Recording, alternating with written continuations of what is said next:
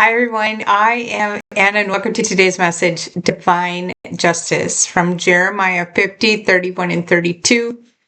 See, I am against you, you arrogant one, declares the Lord Almighty. For one day has come, the time for you to be punished. The arrogant one will stumble and fall, and no one will help her up. I will kindle a fire in their towns and will consume all who are around her. This verse is part of the prophecy about the destruction of Babylon and about God's opposition to pride and oppression. It's part of a lesson about pride, which leads to downfall, and no matter how delayed, divine justice is inevitable. No one can escape judgment, and the destruction of the Babylonian Empire is symbolic of those who oppose the will of God.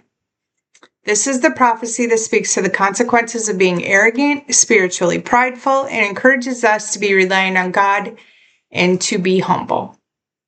Because human power is useless, my friends, against divine justice. This is a lesson in morals and accountability, and it is still relevant today. Now, you are all used to me speaking on joyful messages of the Bible and love. And today I am still doing that, but in a little different way. So I'm going to talk a little bit today about destruction. Now, many who have followed me have heard the many adverse situations in my life. One of those situations is that when I was younger, I was severely bullied, especially as a teenager by some really mean young women in school. It was to the point where my possessions were destroyed, I was harassed, tripped in the hallway, my locker was broken into, and it eventually ended in a physical altercation where I had to defend myself. It had gone on for months. Now, the reason I'm referring to it is because many of these young ladies were doing it simply because they were part of a group, and I was alone. I was an easy target when there was 10 of them against one. But when I was with only one and had to defend myself from the one who was brave enough to escalate it all after months of being tormented, that changed. The fight became even, and they found out I was much stronger than they thought. And after that, I walked away, and I was never bothered again. Now, I have long forgiven all of that, and I don't look back. But I wanted to use it today as an example of what happens when the odds are made level. But more on that. There will always be people who act this way. This is how it is in real life. There's always going to be people who think they're better than you. They'll be prideful, self-absorbed, they'll harass you, especially if you're like me and you openly speak about God. They'll gang up on you because they think that you're weak and that there's security in numbers. And maybe at that moment you are a little weak. They will gossip, they will ridicule you, they'll make fun of you. It's all for their own gratification. They'll want you to be their enemy because they're trying to exalt themselves and oppress others. You know, people made fun of Jesus. In John 15:18, it tells you that if the world hates you, it is okay they hated him first. But today I want to talk to you about what happens when you choose to walk away and give it to God. When you allow him to take over. You see, he takes care of the justice for you. Now, it may be a while before it happens, but it does. I've watched it happen over and over in my life. And not only does God obtain your justice for you, but he elevates you as he does it, right in front of those who have opposed you. God puts you in a place where you are not the victim because you chose to trust him to do it.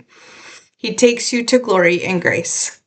And while they're standing around looking at you, thriving and living your best life, they'll still talk about you.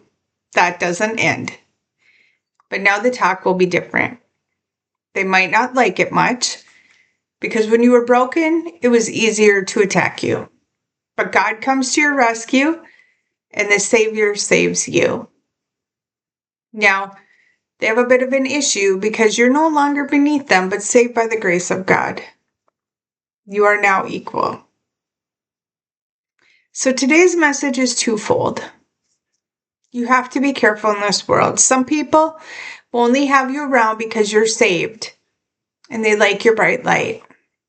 They'll keep you around because it makes them feel better, but they will try to keep hurting you because that is how they are when they are prideful and arrogant. But God will remove those with malice in their heart once you begin to heal and you choose and trust Him. He'll fight for you and He will obtain justice for you. You can walk away and move ahead in your life because you have been gifted with grace. And to be honest, they're being gifted too because their lessons are going to come at the hand of God. And while they're learning their lessons, your heart will remain Christ-like. Silent haters can't go where you're going, and they can't live in your space because they are still broken.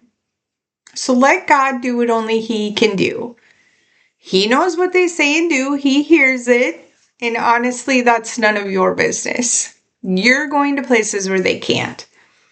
So today, choose the grace, joy, and love being offered to you and move along.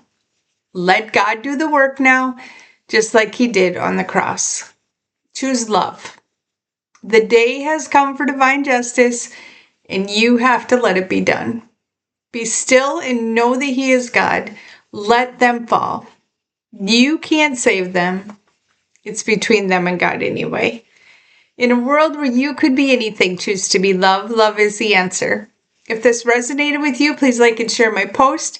And thank you for your donations to my divine mission and for helping me to keep my messages alive.